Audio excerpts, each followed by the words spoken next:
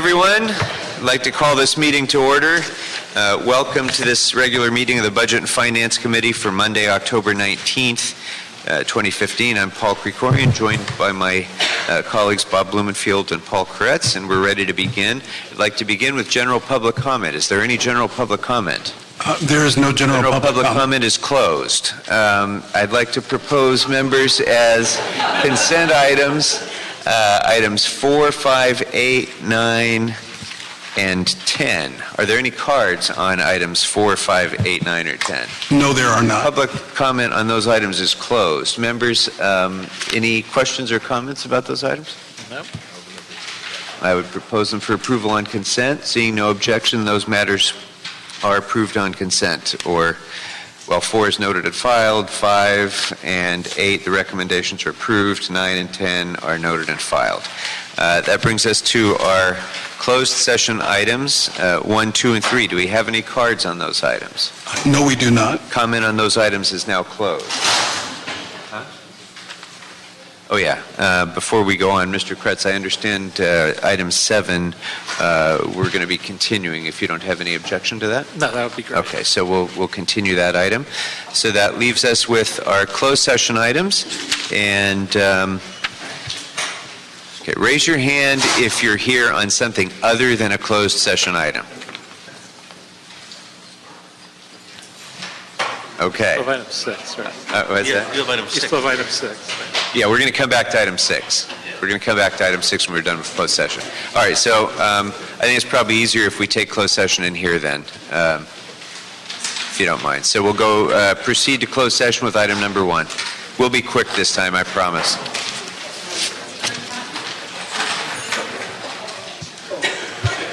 City Attorney, care about priority on these, the matters?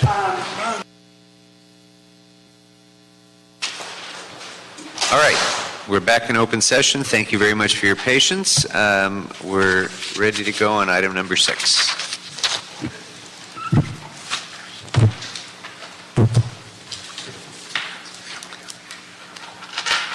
Good afternoon. Good afternoon. Natalie Broad, CAO's office. We are requesting approval for a convention center refunding. It would be a taxable deal, about $290 million.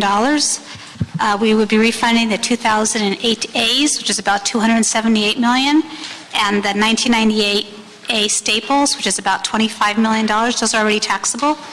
In addition, there is some commercial paper that is outstanding on the improvements we've been making on South Hall, and that is anywhere between $4 to $9 million. And the total bond issue would be approximately $290 million. We also are requesting approval for a commercial paper program for Convention Center itself of $110 million. It received a bid from a bank for an annual all-in cost of 0.37%. This program was already approved beginning in 14-15, and it took us a while to go out to RFP, get the properties ready to be encumbered against the letter of credit. So now we're coming forward with approval of the actual program. The reason we're doing a commercial paper program at this time is to provide access to the financial markets quickly to obtain flexible short-term securities for borrowing for the capital improvement projects at the Convention Center. We have used this interim tool before in the MICLA program itself for such projects where you issue short-term debt first to pay it at the time the invoices come in and then put it into long-term debt. The benefits of refinancing from tax-exempt to taxable are to allow us to use other methods of raising revenue at the Convention Center. We're limited by tax-exempt bonds on what we can actually do at the Convention Center. There's a lot of ideas that our new management contractor has that we cannot do under a taxable program, under a tax-exempt program. Although this does not meet our policies for 3% present value savings, it does have a budgetary savings of approximately $11 million over the 7 years of the debt that's outstanding. All the debt would be paid off in November of 22.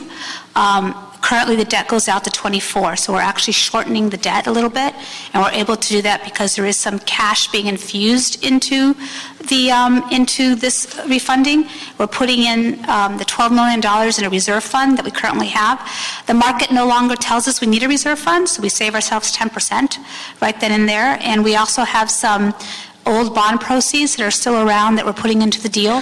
When you do a refunding, you really need to get rid of all the old debt before you refund the debt, so we're putting that into the refunding, and so that's about a savings of about $11 million.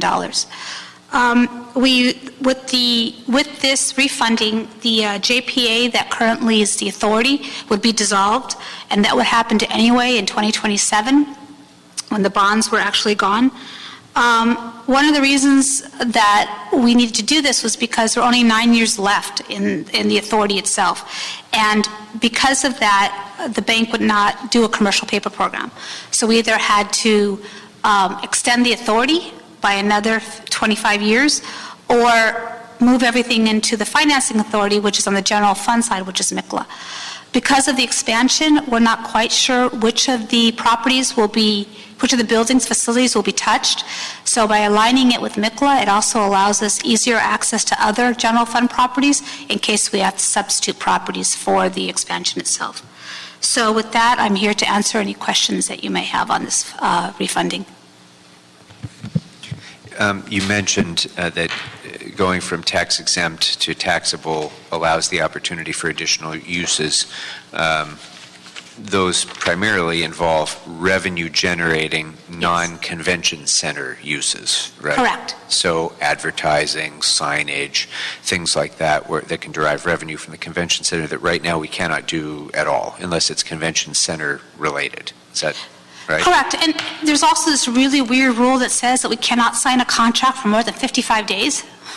So if we want to, let's say a large convention wants to come in for 4 or 5 years in a row, and each of those is, 12 or 13 days, we can't do just one contract. We have to split it up into 2 contracts. So it creates more work for us. But under taxable rules, it's taxable. You don't have to, you can do whatever type of revenue projects that you want to do. Okay. Mr. Overham, do you want to come on up in case there's questions for you as well? I think she's great. Anything else? We all do. We think you're great too. Would this have any impact on any of the expansion plans that are planned for the convention center? Beneficial. Right now, the only item before you is existing bonds, but it's very probable that we would use a similar taxable structure going forward. And again, as Natalie pointed out, we believe that taxable structure gives us more flexibility to be more entrepreneurial. So it helps us with the past. I think it's going to help us even more with the future. Okay. Members? Mr. Kress.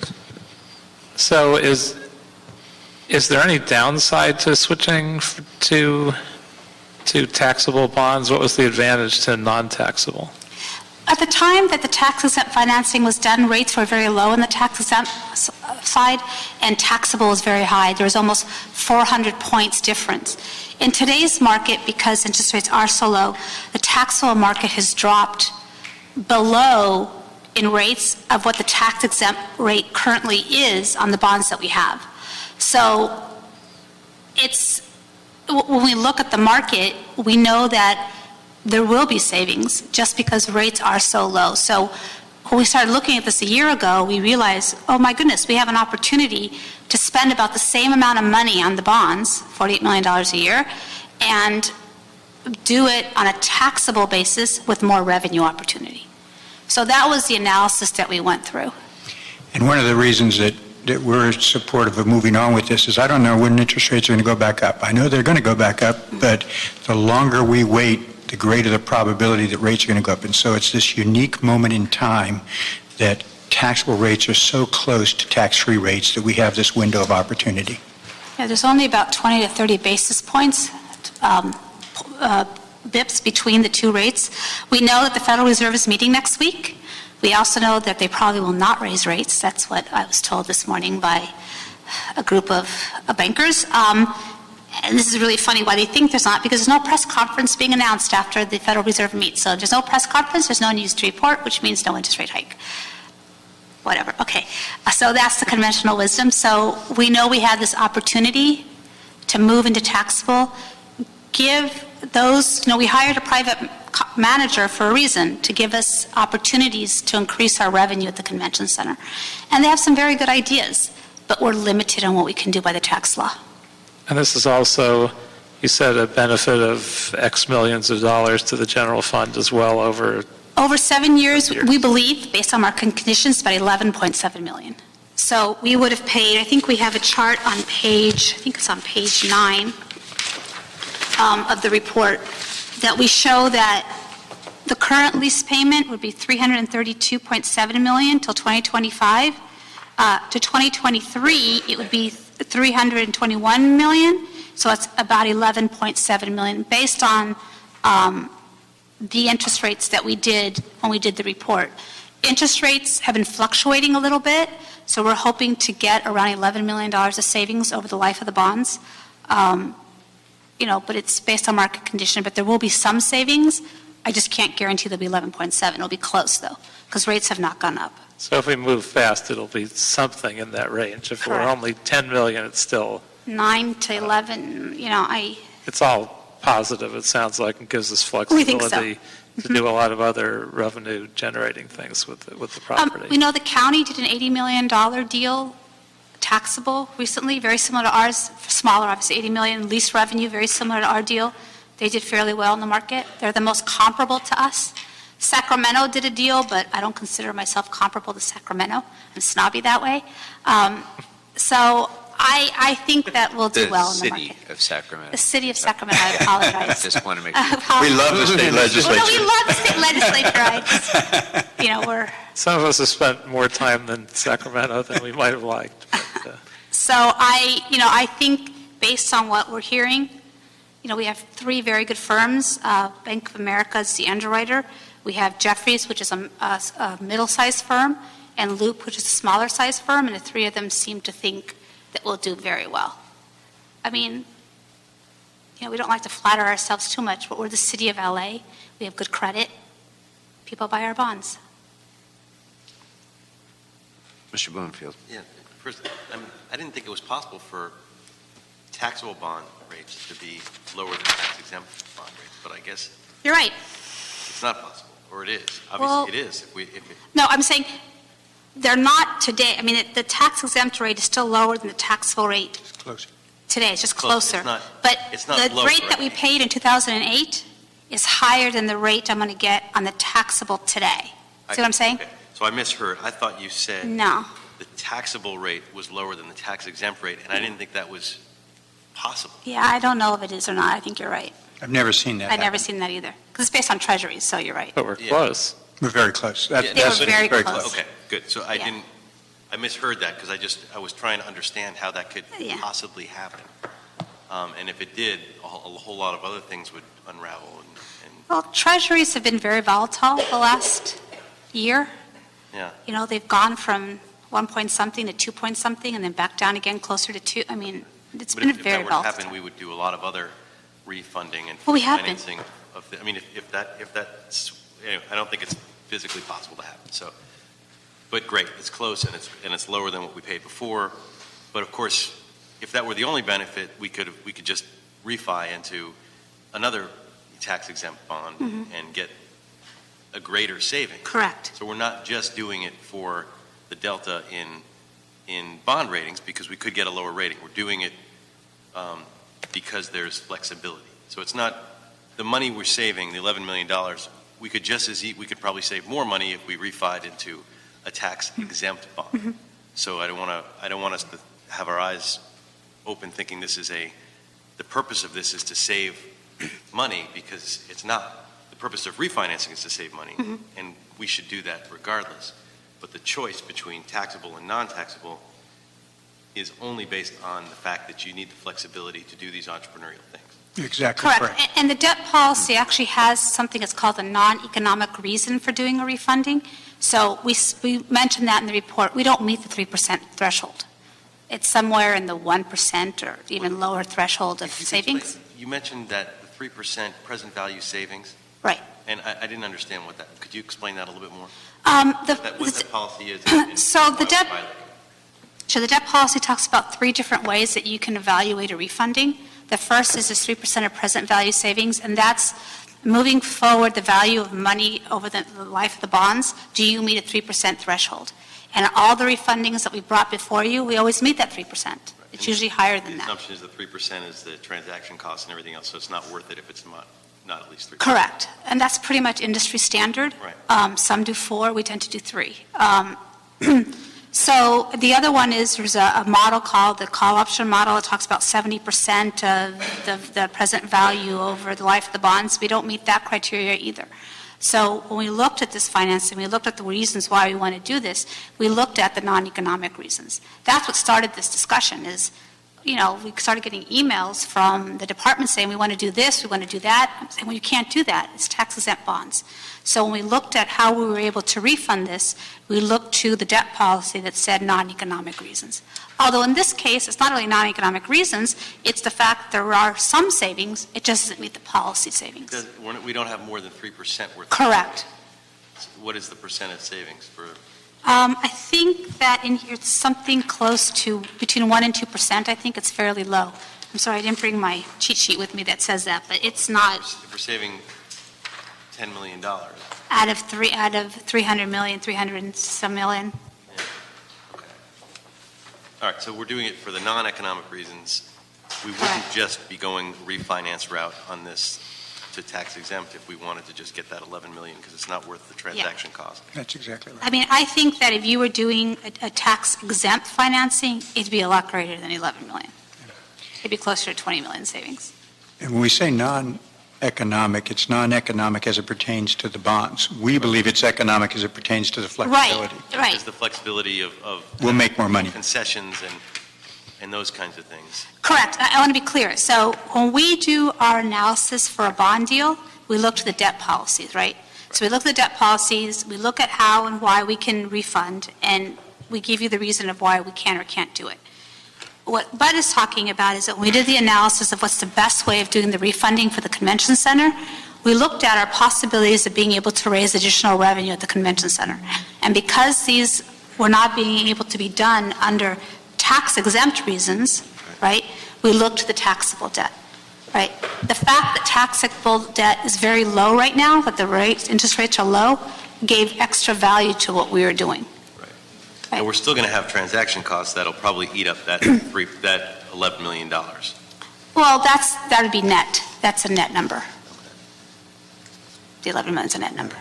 And so Yeah. I think it sounds great. I'm asking these questions not No, that's because okay. I'm questioning this. I mean, this sounds like it makes a lot of sense.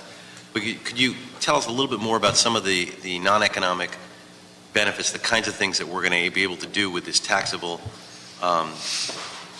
bonds that we can't do currently? And So- I think I know some of them, but So one of the things we're trying to do is do some naming rights on the roof of the convention center. We're looking at signage inside the convention center. Outside, we have some, AEG has some rights there. We're also looking at those actually to work with AEG to get some signage on the outside of the convention center. The other issue is we will have an RFI on the street, I believe soon, for a hotel project. If we had tax-exempt debt, we'd be limited in the amount of revenue we could get back from that hotel. We don't know what that structure is going to look like. We don't know what kind of incentives. We don't know, we have some land value. We don't know what we could lease that for. So this just opens the door and be a little bit more creative.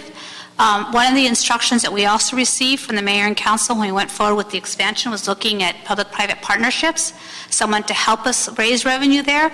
You can't do one of those on a tax-exempt deal. It has to be taxable. So that's the other reason. So those are all the reasons off the top of my head that I can think of that I've gotten in the last few months in the convention center. I'm sure there's a lot more. and any one of them would probably justify this. Any one of them. Correct. Correct. Great. So, Thank you for that analysis, because I hadn't actually considered that comparison before of the taxable versus the tax-exempt savings amount, and whether that difference justifies the flexibility. And so it sounded like what you said a minute ago, Natalie, was that probably if we went the tax exempt route, it would be around 20 million rather than 11.7. So we're essentially paying $9 million in foregone savings for the greater flexibility. We think so. I mean, that's a very rough estimate, but that's yeah. Close enough. So that's a little less than $1 million a year, and what the stuff that we're talking about is many, many, many times that, I would assume. Well, you're limiting That's what yourself. we're banking on. It makes us a lot more entrepreneurial, makes us a lot more able to go out and test that market. Yeah. Sounds like you could make more just on the naming rights of the buildings. Probably. Yeah. Okay. So that's great. I mean, it would have been a great deal even aside from that, and it would have been an okay deal even aside from that. And this really makes it, to me, an obvious thing to do. The only thing that continues to vex me a little bit about this is that we have struggled for so long in this committee with the pushback that we're overextending on MICLA, and we can't, use MICLA for this or that because, we're extending our credit burden too much and so on. So shifting this onto MICLA, it's a good, on its own, sounds like a good transaction, but do you have any concern about that part of it? And if not, put my mind to rest. So our debt policy speaks to two different types of limits that we've placed on ourselves. The first one is an overall limit of about 15% of all of our debt. And we're at about 6.6% on that. On the non-voter approved, which is all of our general fund debt, that includes the convention center, all of our MICLA projects, as well as judgment obligation bonds. And we're at about 4.46 on that. The fact that we're moving from the convention center authority... 4.46? Yes, out of the 6%. Okay, and how much of that is existing judgment obligation bonds? Do we have any? Judgment is, gosh, it's so little. It's about 20 million maybe to 15. It's little. It's really the MICLA program and the convention center are the two large projects. And MICLA is the largest program, we know that. So by moving the convention center, by moving the bonds out of the authority into MICLA doesn't change that number. Okay. Because all you're doing is shifting financing authorities. The credit is still the general fund. The general fund is still going to be paying $46 to $48 million a year on debt service. That's not going to change. All we're doing is changing the financing structure. All the general fund debt that we currently have on the police building and all the different on all the different facilities that we own, on the equipment that we buy, are all under the MICLA program. So by eliminating the authority, by dissolving the authority, we're basically realigning all of our general fund assets into one authority. Okay. Now, 2004, we created a separate MICLA capital projects account. A commercial paper program. Commercial paper program. That's been increased a few times since then. Right. So that's recently, I think. Yeah. So that's at $335 million, and we have about 29 properties that support that program. So those programs are actually those buildings are actually the ones that are behind the collateralize that commercial paper. In this case, on the commercial paper program for the convention center itself will collateralize that. So that's why we split it up, right? Okay. We just did an appraisal on the convention center. It's worth over $1 billion. So we believe there's some value to that. So we're taking $110 million of the value of that, of some of the properties, and using it as collateral against the commercial paper program, instead of taking a police station or a library or another general fund asset. So that's the way this is a lease. The city makes a lease payment to MICLA or to the authority, and then that authority makes a bond payment, right? Because under California law, we know there's only certain ways we can issue debt.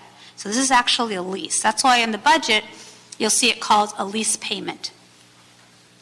All right, so that's the difference. So we have to have something behind the lease, right? You have to be able to lease something. So we're saying we want to be able to lease the convention center. Currently, the way that the bonds were structured is the entire $1 billion was supporting $290 million of debt. And we scratched our heads and said, we have equity there. We don't know what's going to happen at the convention center.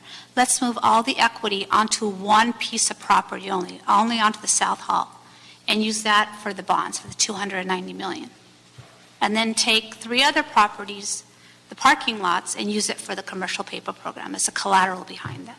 So that's what we've done. And this way, we're using the asset itself as a collateral instead of using another general fund property for the collateral of the convention center. Okay. So I hope that Members, makes anything sense. else? Anything else on this? Any objections? Does using that collateral give us an advantage? I mean, Well, this is an advantage in this, one the other doesn't the other, or is it? It's a general fund asset.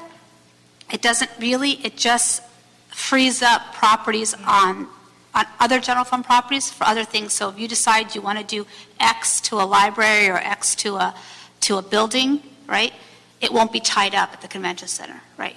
The convention center, Just kind of neatens the box. Yes. I mean, it doesn't, overall, our Doesn't assets change are anything. assets and our debt's based on it, but it's kind of moving the debt so it's closer to the asset that it's exactly. against, and so it doesn't look as messy when we're refinancing libraries and police stations. Correct.